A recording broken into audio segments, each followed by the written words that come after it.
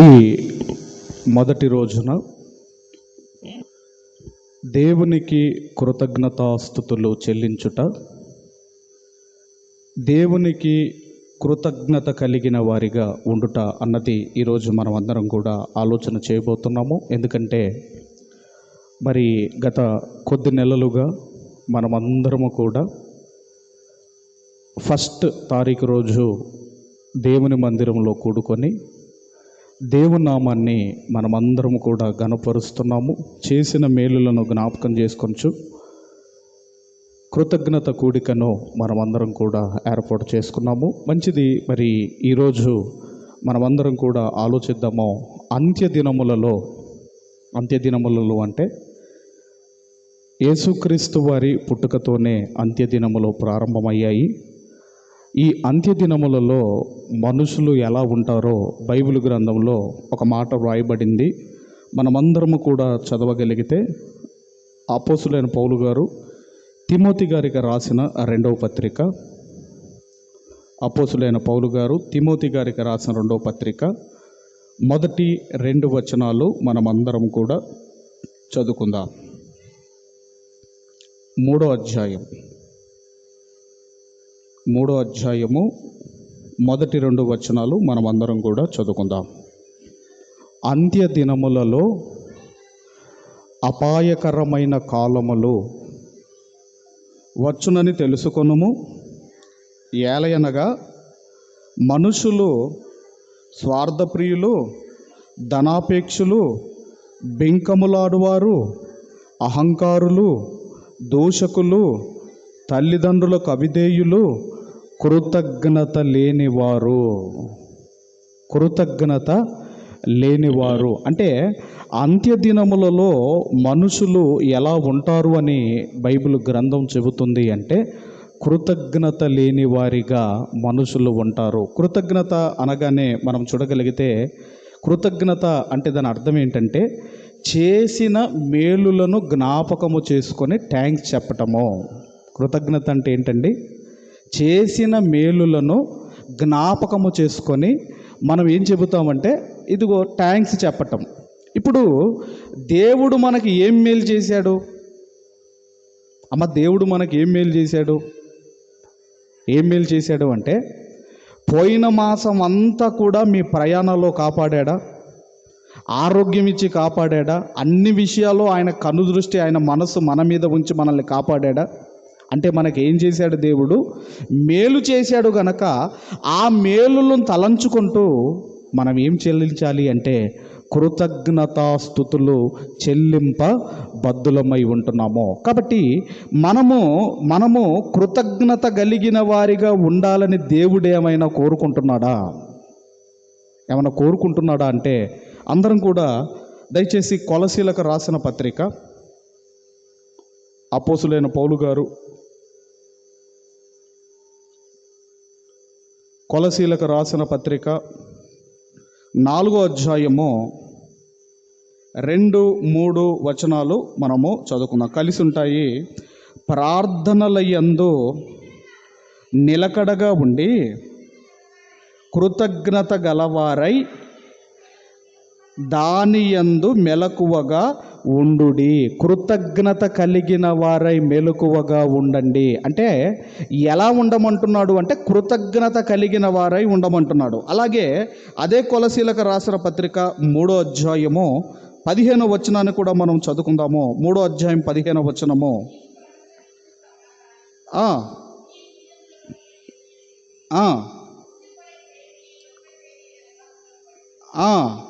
మరియు కృతజ్ఞులై ఉండండి. అంటే దేవుడు మనల్ని ఎలా ఉండమంటున్నాడు అంటే చేసిన మేలులను జ్ఞాపకము చేసుకొనుచు మీరు కృతజ్ఞులై ఉండాలి, కృతజ్ఞతాస్తుతులు చెల్లించేవారై మీరు ఉండాలి. ఇదిగోనండి, మనుషులు మేలు చేస్తే మనుషులకు కృతజ్ఞతలు చెల్లిస్తాం. ఇప్పుడు మన పర్సే కానివ్వండి, మన మొబైలే కానివ్వండి, మన బైబిలే కానివ్వండి, ఇక్కడ మర్చిపోయి మనం వెళ్ళిపోతే ఎవరైనా తీసుకొని వస్తే ఏమంటారండి? మీరు థ్యాంక్స్ అని చెబుతాం. అయితే మనుషులు చేసిన మేలులకేమో థ్యాంక్స్ అని చెబుతాము, కానీ దేవుడు చేసిన మేలులకు ఏం చెప్పాలటండి, ఇటు కృతజ్ఞతాస్తుతులు చెల్లించాలి, ఇటు కృతజ్ఞతలు చెల్లించాలి, అలాగే స్తుతులు చెల్లించాలి. స్తుతులు చెల్లించటం అంటే ఆయనను పొగడాలి. మరి ఎప్పుడు పొగుడుతాం మనం? బతికున్నప్పుడా, చనిపోయినప్పుడా? దేవునికి ఎప్పుడు కృతజ్ఞతాస్తుతులు చెల్లించాలో అది కూడా కీర్తన గ్రంథంలో రాశాడు. కీర్తన గ్రంథం 6వ అధ్యాయము 5వ వచనాన్ని చదువుకుందాం. కీర్తన గ్రంథము 6వ అధ్యాయము 5వ వచనము చదవండి అమ్మ ఎవరైనా. కీర్తన గ్రంథము 6వ అధ్యాయము 5వ వచనం. మరణమైన వారికి నిన్ను గూర్చిన జ్ఞాపకము లేదు, పాతాళములో ఎవరు నీకు కృతజ్ఞతాస్తుతులు చెల్లింపరు. అంటే మరణము తర్వాత ఆయనకు కృతజ్ఞతాస్తుతులు చెల్లించే పరిస్థితి ఉండదు. అంటే బ్రతికి ఉండగానే, ఆయుష్ ఉండగానే, ఆరోగ్యం ఉండగానే మీరు దేవునికి ప్రతి దినము, ఏదో ఈ మొదటి రోజే కాదండి, ప్రతిరోజు దేవునికి మనము కృతజ్ఞతాస్తుతులు చెల్లించాలి. అంటే థ్యాంక్స్ చెప్పాలి. తర్వాత స్తుతులు అంటే ఆయనను మనము పొగిడేవారిగా, కొనియాడేవాడిగా మనము ఉండాలి అని చెబుతున్నాడు. అయితే ఏ విషయంలో దేవునికి కృతజ్ఞతాస్తుతులు చెల్లించాలి ఆ మాట కూడా మీరు చూడగలిగితే, ఏ విషయంలో కృతజ్ఞతాస్తుతులు చెల్లించమంటున్నాడో మీరు చూడగలిగితే, ఎఫెసీయులకు రాసిన పత్రిక 5వ అధ్యాయం 20వ వచనాన్ని చదువుకుందాము. అపోస్తలుడైన పౌలు గారు ఎఫెసీయులకు రాసిన పత్రిక 5వ అధ్యాయము 20వ వచనం, 5:20 చదవమ్మా. సమస్తమును గూర్చి తండ్రి అయిన దేవునికి ఎల్లప్పుడూ కృతజ్ఞతాస్తుతులు చెల్లించుచు క్రీస్తు నందలి భయముతో ఒకనికొకడు లోబడి ఉండండి. ఏమని చెబుతున్నాడు అంటే, ఏ విషయములో దేవునికి నేను కృతజ్ఞతాస్తుతులు చెల్లించాలి అంటే సమస్త విషయములలో అంటే అన్ని విషయములలో దేవునికి మీరు ఇదిగోనండి కృతజ్ఞతాస్తుతులు చెల్లించాలని పౌలు గారు ఎఫెసీయులకు రాస్తే, కొలసీలకు కూడా ఏమని రాస్తున్నాడో చూడగలిగితే, కొలసీలకు రాసిన పత్రిక 3వ అధ్యాయము 17వ వచనాన్ని చదువుకుందాము.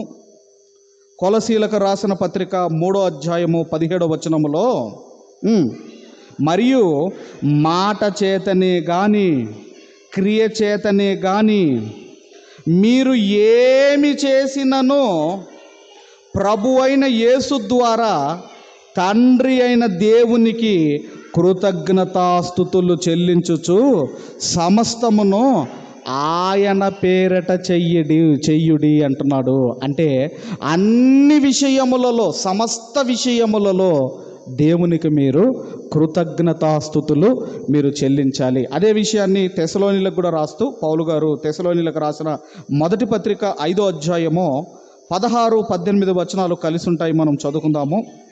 ప్రతి విషయమునందును కృతజ్ఞతాస్తుతులు చెల్లించుడి, ఈలాగు చెయ్యుట యేసుక్రీస్తునందు మీ విషయములో దేవుని చిత్తము. ప్రతి విషయమునందు. కాబట్టి ఏ విషయములో మేము మీకు కృతజ్ఞతాస్తుతులు చెల్లించాలయ్యా అంటే ఆయన అంటున్నాడు, అన్ని విషయములలో, సమస్త విషయములలో నాకు మీరు కృతజ్ఞతాస్తుతులు చెల్లించండి. ప్రతిరోజు మనల్ని కాపాడుతున్నాడే. భయంకరమైన ఎండలమ్మ, ఇంత భయంకరమైన ఎండల చాలామంది వృద్ధులు రాలిపోతున్నారు. మా ఏరియాలో 3 రాలిపోయారు. ఈరోజు ఒక ఆమె పాపం జరిగిపోయింది. అంటే ఈ మొదటి రోజు ఈ జూన్ మొదటి రోజే జరిగిపోయిందంటే మీరు ఆలోచన చేయండి, ఎంత భయంకరమైన ఎండలు.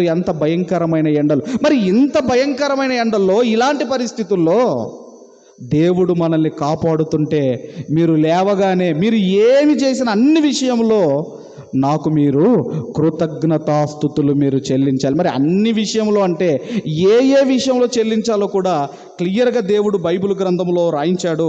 ఆ మాటలు కూడా మనం చదవగలిగితే 139వ కీర్తన, దయచేసి 139వ కీర్తన 13, 14 వచనాలు మనము చదువుకుందాము. నా అంతరేంద్రియములను నీవే కలగజేసితివి, నా తల్లి గర్భమందు నన్ను నిర్మించిన వాడవు నీవే. నీవు నన్ను కలగజేసిన విధము చూడగా భయమును ఆశ్చర్యమును నాకు పుట్టుచున్నది. అందును బట్టి నేను నీకు కృతజ్ఞతాస్తుతులు చెల్లించుచున్నాను. మొదటి విషయం చెబుతున్నాడు. ఏ విషయంలో దేవునికి మనం కృతజ్ఞతాస్తుతులు చెల్లించాలి అంటే, కృతజ్ఞతాస్తుతులు చెల్లించేవాడే దేవుని చిత్తమును నెరవేరుస్తున్నవాడు. కృతజ్ఞతాస్తుతులు చెల్లించని వాడు దేవుని చిత్తమును నెరవేర్చినవాడు కాదు. అందుకే ఇంతకుముందు మనం తెస్సలోనిక పత్రికలో చదువుకో, అన్ని విషయంలో ఆయన కృతజ్ఞతాస్తుతులు మనం తెలియజేస్తే అప్పుడు అది దేవుని విషయంలో అది దేవుని చిత్తమట. కాబట్టి అన్ని విషయంలో అంటే మొదటి చెబుతున్నాడు, మనకు జన్మనిచ్చినందుకు, జీవితం ఇచ్చినందుకు నాకు కృతజ్ఞతాస్తుతులు మీరు తెలియజేయండి. ఎవరికైనా ఒక పాప పుట్టినప్పుడు, బాబు పుట్టినప్పుడు, బిడ్డ పుట్టినప్పుడు అక్కడికి వెళ్ళిపోయి ఎత్తుకొని, అయ్యా మీరు ఇచ్చినందుకు థ్యాంక్ యూ దేవా అని ఎవరైనా చెబుతున్నారా? అయ్యా ఈ బిడ్డను మీరు నాకు ఇచ్చారు, ఇచ్చినందుకు మీకు కృతజ్ఞతాస్తుతులు మేము తెలియజేస్తున్నామని ఎంతమంది అంటున్నారు మీరు ఆలోచించండి. అందుకే ఈ జన్మనివ్వటమే కాదు, మనకు ఆయుష్నిచ్చాడు. ఆయుష్ను ప్రతి సంవత్సరం మనకు పొడిగిస్తున్నాడు. అందును బట్టి దేవునికి మనము కృతజ్ఞతాస్తుతులు చెల్లింపబద్ధులమై ఉన్నాము. అయితే జీవితాన్ని ఇచ్చినందుకు చెప్పాలి, ఆయన కాపాడుతున్నందుకు, ఆయన సంవత్సరాలు ఇస్తున్నందుకు, ఆయన మాసములు ఇస్తున్నందుకు కృతజ్ఞతాస్తుతులు తెలియజేయాలి. అలాగే రెండవది మీరు చూడగలిగితే అపోస్తులుల కార్యములు 14వ అధ్యాయము, అపోస్తులుల కార్యములు 14వ అధ్యాయము 17వ వచనాన్ని చదువుకుందాం. 14:17. ఆయన ఆకాశము నుండి మీకు వర్షమును ఫలవంతములైన ఋతువులను దయచేయుచు ఆహారమును అనుగ్రహించుచు ఉల్లాసముతో మీ హృదయములు నింపుచు మేలు చేయుట చేత తన్ను గూర్చిన సాక్ష్యము లేకుండా చెయ్యలేదని బిగ్గరగా చెప్పాను. ఇక్కడ ఏమంటున్నాడు అంటే, నాయనా నీకు జీవితం ఇచ్చాను, నీకు ఆయుష్నిచ్చాను, నిన్ను కాపాడుతున్నాను. అయితే నీవు బ్రతకడానికి నీకేం కావాలండి? ఆహారము కావాలి, గాలి కావాలి, నీరు కావాలి, ఇవన్నీ కావాలి. అయితే ఇవన్నీ కూడా దేవుడే ఇస్తున్నాడు. అందుకే అక్కడ అంటున్నాడు, ఏమని చెబుతున్నాడు అంటే, ఆకాశము నుండి మీకు వర్షమును ఫలవంతములైన ఋతువులను దయచేయచ్చు, ఆహారమును అనుగ్రహించుచు. మీకు ఆయుష్ ఉండి అన్ని ఉండి మీకు ఆహారం లేకపోతే మీరు ఎలా బ్రతుకుతారు మీరు? అందుకే ఆయన అంటున్నాడు, నేను మీకు ఆహారం ఇస్తున్నాను. చాలామందికి మీరు చూడగలిగితే ఆహారం ఏదైనా కానివ్వండి, ఆహారం మన ముందుందంటే దానికి ఏం చేయాలో చెబుతూ తిమోతి గారికి చెబుతూ 4వ అధ్యాయము ఏమని చెప్పాడో మీరు చూడగలిగితే, తిమోతికి రాసిన మొదటి పత్రిక 4వ అధ్యాయం 4వ వచనము. తిమోతికి రాసిన పత్రిక, మొదటి పత్రిక 4వ అధ్యాయము 4వ వచనము చదవండి. దేవుడు సృజించిన ప్రతి వస్తువును మంచిది, కృతజ్ఞతాస్తుతులు చెల్లించి పుచ్చుకొని ఎడల ఏదియు నిషేధింపదగినది కాదు. ఇక్కడ కాస్త ఆగుదాము. చాలామందికి ఏముండదంటే కొంతమంది హైందవులు ఇచ్చిన ఆహారం ఉంటుంది అనుకోండి, తీసుకుంటారమ్మా? చెప్పాలమ్మా, హైందవులు ఇచ్చిన ఆహారం మీరు తీసుకుంటారా? తీసుకోరు. నిజం చెప్పండి, దేవుని మందిరంలో ఉన్నారు, నిజం చెప్పండి అమ్మా. అంటే ఏం తీసుకోరు వాళ్ళు? ఏం తీసుకోరు?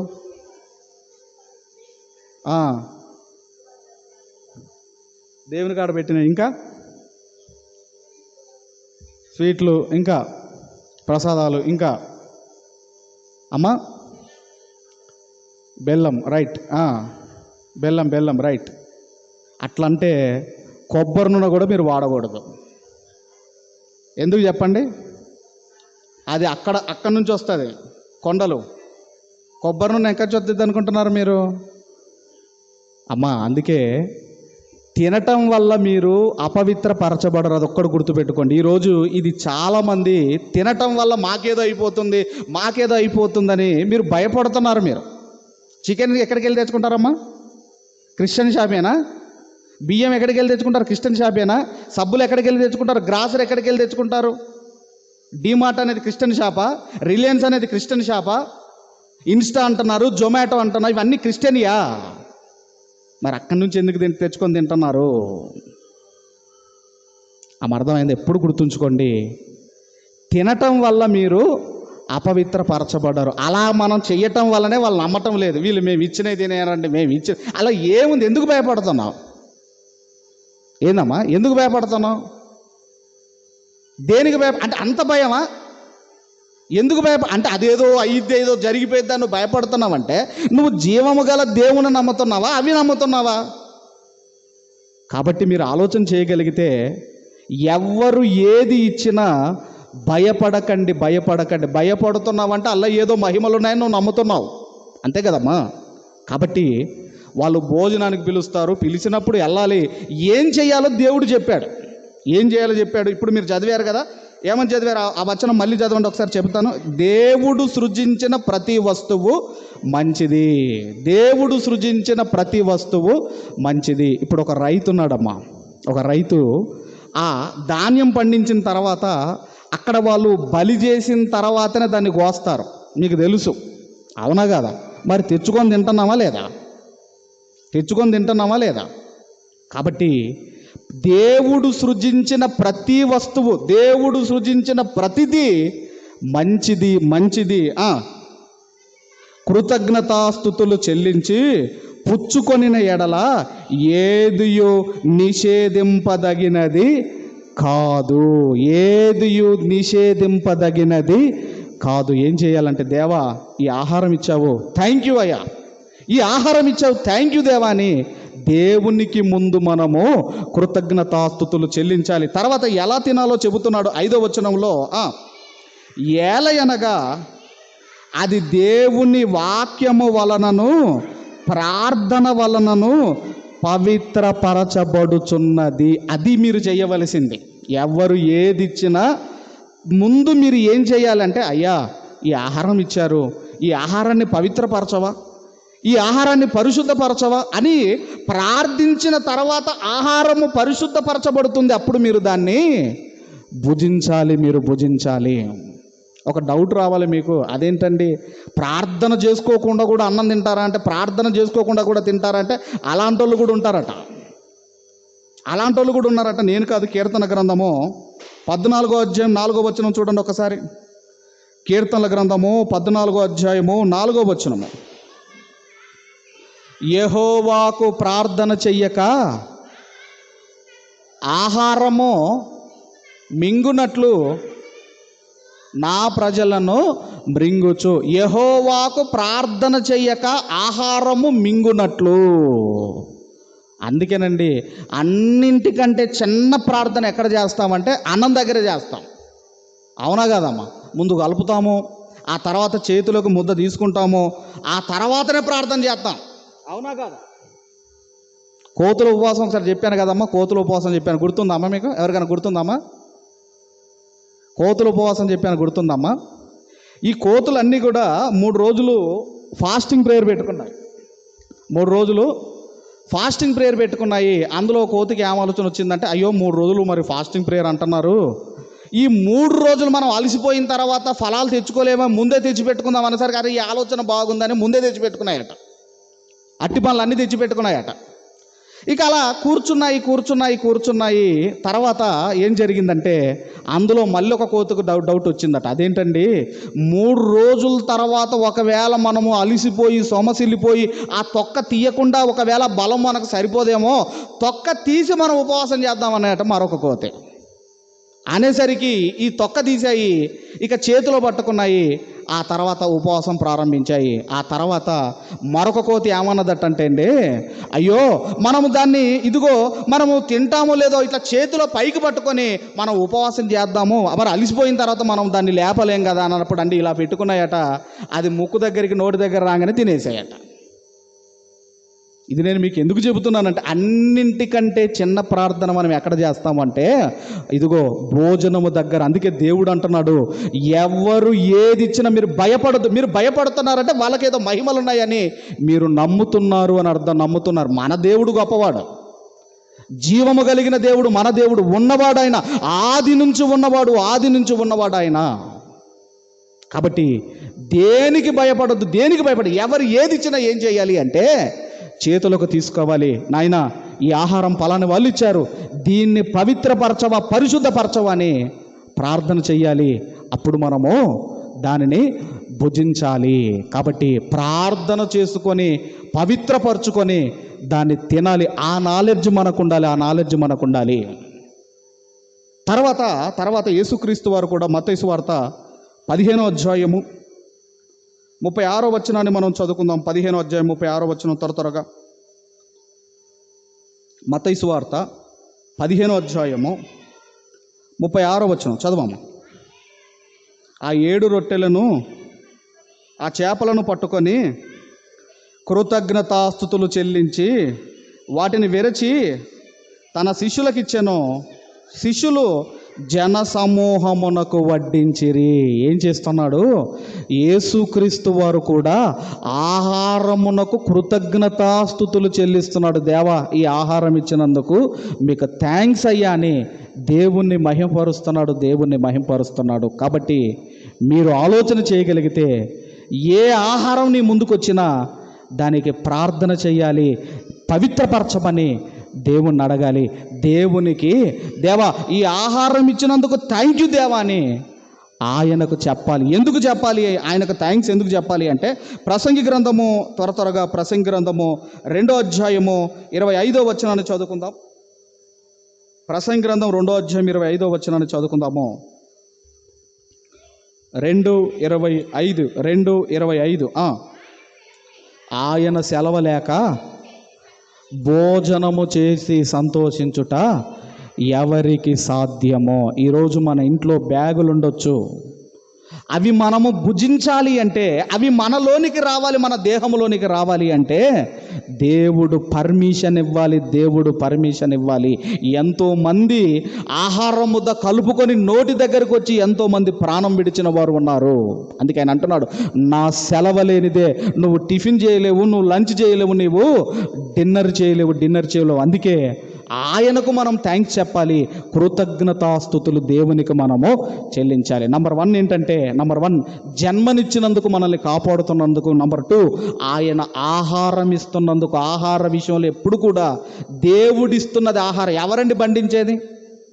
ఇప్పుడు బియ్యం గింజ మీద ఏమని అంటారంటే, పెద్దలు ఒక సామెత చెప్తారు, తినేవాడి పేరట బియ్యం గింజ మీద ఉంటుందట. ఎప్పుడన్నా భూతద్దం పెట్టి చూడండి, మళ్ళీ పేరు ఉంటుందేమో. ఎవరి పేరు ఉండాలండి?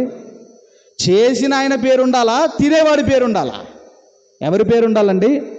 దేవుని పేరు ఉండాలి. దేవుని పేరు. అందుకేనండి ఆ తెల్లటి అన్నం అనేది దేవుని తెల్లటి మనసుకు నిదర్శనం. కాబట్టి ఆయన పేరు ఉండాలి, తినేవాడి పేరు కాదు దాని మీద ఉండేది. చేసిన వాడి పేరు ఉండాలి, అందుకే ఆయనకు మనము కృతజ్ఞతాస్తుతులు మనం చెల్లించాలి. చివరిగా మరలా రోమిలకు రాసిన పత్రిక కీర్తనల గ్రంథము 145వ కీర్తన 9-10 వచనాలు చదువుకుందాము. కీర్తనల గ్రంథము 145వ కీర్తన 9-10 వచనాలు మనము చదువుకుందాం. యెహోవా అందరికీ ఉపకారి, ఆయన కనికరములు ఆయన సమస్త కార్యముల మీద ఉన్నవి. యెహోవా నీ క్రియలన్నీ నీకు కృతజ్ఞతాస్తుతులు చెల్లించుచున్నవి. నీ భక్తులు నిన్ను సన్నుతించెదరు. కాబట్టి దేవుడు చేసిన క్రియలను బట్టి కూడా మనము కృతజ్ఞతాస్తుతులు మనము చెల్లించాలి. అందుకే కీర్తనకారుడు 103వ కీర్తనలో యెహోవా ఏమనుందండి అక్కడ? 103వ కీర్తనలో నా ప్రాణమా యెహోవాను సన్నుతించుము, ఆయన చేసిన ఉపకారములలో దేన్ని మరవకము. నా ప్రాణమా యెహోవాను సన్నుతించుము, ఆయన చేసిన ఉపకారములలో దేనిని మరువకము. ఒక దావీదు గారు చెబుతున్నారు, తన ప్రాణముతో చెబుతున్నాడు, దేవుడు నీకు ఎన్నో ఉపకారాలు చేశాడు, వాటిని నీవు మరువకము. అందులో ఒకటి ఉపకారం అంటే ఏంటంటేనండి, ఒకటి ఏంటంటే నంబర్ 1, భార్యను ఇవ్వటము యెహోవా యొక్క దానమటండి. దానం అని ఉంది కదండి, సుబుద్ధి కలిగిన భార్య యెహోవా యొక్క దానము. నీకు భార్యని ఇవ్వటము దేవుని యొక్క దానము, రైట్. ఇక పిల్లల్ని ఇవ్వటం అన్నది దేవుని యొక్క బహుమానము. ఇటు దానము, భార్యను దానముగా ఇస్తున్నాడు, పిల్లలనేమో బహుమానముగా ఇస్తున్నాడు. ఆ తర్వాత మూడవది ఇప్పుడు మీరు చదవాలి. మూడవది ఏంటి అన్నప్పుడు అండి, దయచేసి అందరం కూడా మూడవది ఏంటో మీరు చూడగలిగితే కీర్తనల గ్రంథము ముందుగా ప్రసంగి గ్రంథము 3వ అధ్యాయము,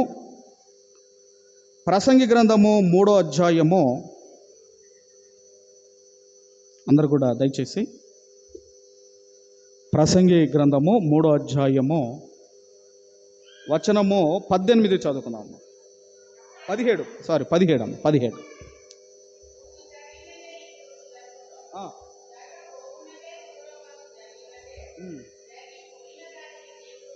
కాదు, 13వ వచనం చదవండి.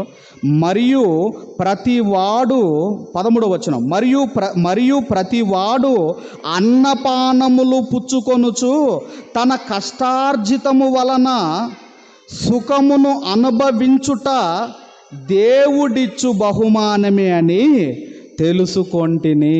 బహుమానము అంటే పిల్లలే కాదండి, దేవుడిచ్చే బహుమానం ఏంటంటే నీ కష్టార్జితముతో నువ్వు సుఖపడుతున్నావు అంటే అది కూడా దేవుడిచ్చిన బహుమానమే. ఇటు భార్య, ఇటు పిల్లలు, ఆ తర్వాత నీ కష్టార్జితమును నువ్వు సుఖముగా అనుభవిస్తున్నావు అంటే అది నా బహుమానము అని దేవుడు చెబుతున్నాడు. కాబట్టి జన్మనిచ్చినందుకు, ఆహారం ఇస్తున్నందుకు, భార్యను పిల్లలను మన కష్టార్జితం అనుభవిస్తున్నందుకు దేవునికి మనము కృతజ్ఞతాస్తుతులు చెల్లించాలి. ఇంకా చాలా ఉన్నాయండి. ఆయన మనకు రక్షణ ఇచ్చినందుకు కృతజ్ఞతాస్తుతులు చెల్లించాలి. ఎంత ధనముతో కొనగలరు రక్షణ చెప్పండి? ఎంత ధనం ఇచ్చి రక్షణ మీరు కొనుక్కోగలరు? ఆ రక్షణ భాగ్యం ఇచ్చినందుకు మనము కృతజ్ఞతలు చెల్లించాలి. తర్వాత పరలోకం ఇచ్చినందుకు ఆయన కృతజ్ఞతలు చెల్లించాలి. మనల్ని పరిపాలిస్తున్నందుకు ఆయనకు మనము కృతజ్ఞతలు చెల్లించాలి. అందుకే కృతజ్ఞతాస్తుతులు చెల్లిస్తున్నవాడే దేవుణ్ణి మహిమపరుస్తున్నాడు.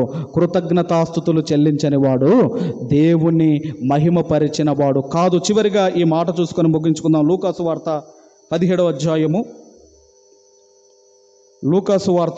అధ్యాయము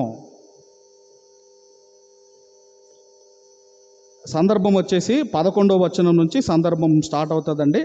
అక్కడ 10 మంది కుష్ఠరోగులు బాగా తర్వాత స్వస్థపరచబడిన తర్వాత ఏం జరుగుతుందంటే 15వ వచనం నుంచి చదువుకుందాం.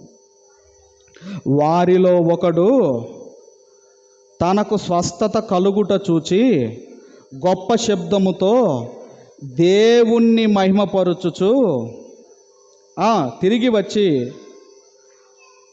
ఆయనకు కృతజ్ఞతాస్తుతులు చెల్లించుచు ఆయన పాదముల మీద సాగిలపడెను.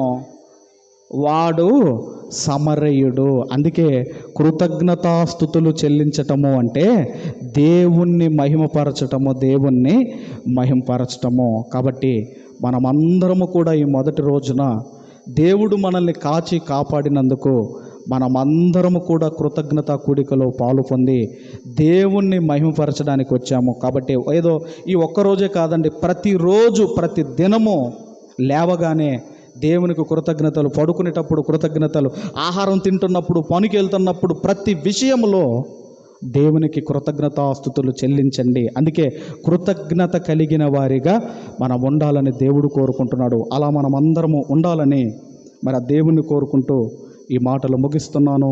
దేవుడు మనందరిని దీవించి ఆశీర్వదించును కాక. ఆమేన్.